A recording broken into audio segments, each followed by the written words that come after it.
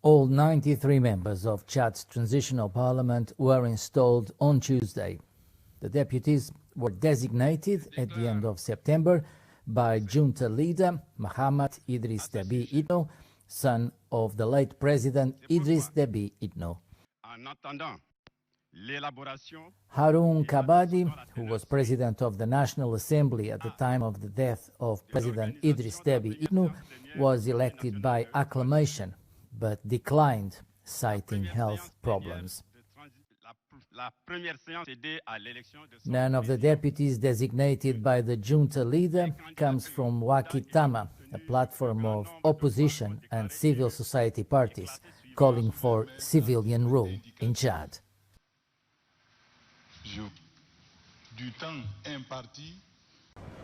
A major construction trade fair opened Tuesday in the Libyan capital, Tripoli. For 3 days, some 500 national and international exhibitors will display their products as the country embarks on a massive rebuilding project. Some believe it's time to turn the page and have high hopes for the future. We are entering the stage of stability during which reconstruction will take place. Libya is catching up with the countries that are in the field of real estate investment, such as Turkey and Egypt, that have witnessed a great rebirth. Libya will follow on the same path. I'm visiting the exhibition because I'm interested in construction, decoration, wooden floors and ceramics. I'm always looking for materials and projects. 14,000 visitors are expected to attend this event. The organizers claim it's the largest of its kind in North Africa. The end of fighting and relative political stability have raised hopes for reconstruction. Despite progress is made, the security situation in Libya remains precarious.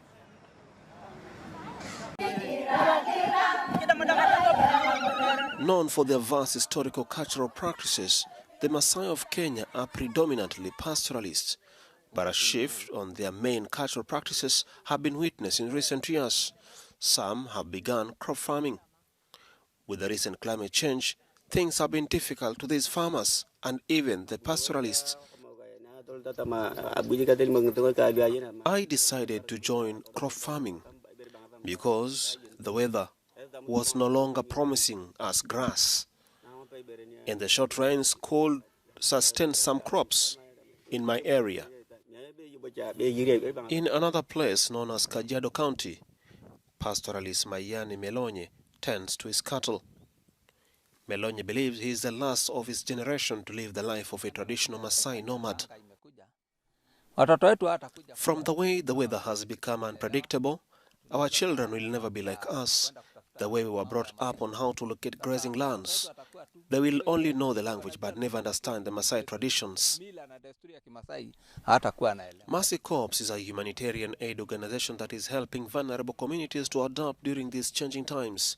Hussein Noor, chief of party at Mercy Corps, says climate change has made the end of traditional nomad farming inevitable. With climate change, I think this could be the beginning of the end of African pastoralism as we have known it over the years.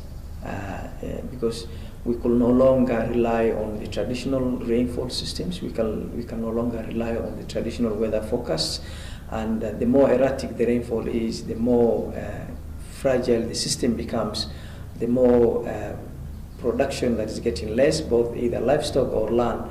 Then over the years, I think we could be losing the traditional African system as we know it today.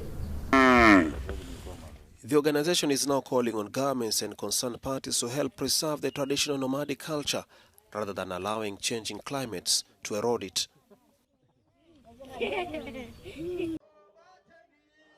The National Union of Metalworkers of South Africa began their indefinite strike on Tuesday. The union is one of the biggest in the country with about 155,000 members. The strike will affect some mining, construction, engineering, automotive companies whose employees are members too. The union is seeking an 8% wage increment and subsequent 2% above inflation rate for the following 2 years. Talks with employers' bodies have so far failed to reach an agreement. South Africa has a local plant that assembles major car brands including Ford, BMW, Nissan for export.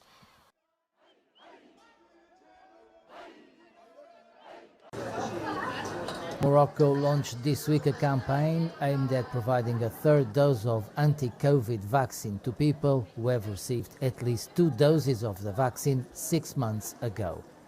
Vulnerable people and frontline health workers make up the largest group that flocked to the kingdom's vaccination centres from Monday.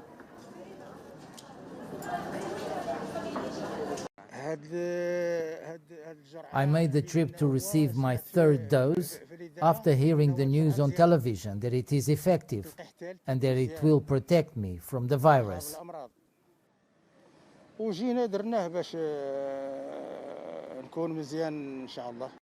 I had my third dose yesterday and it was very good, and if I'm told that there will be a fourth, I will do it without problem. With a population of 36 million, 23 million have received the first dose and 19 million are fully immunized. After a surge of infections and deaths in early August, the pandemic is on the decline in Morocco, as in North Africa.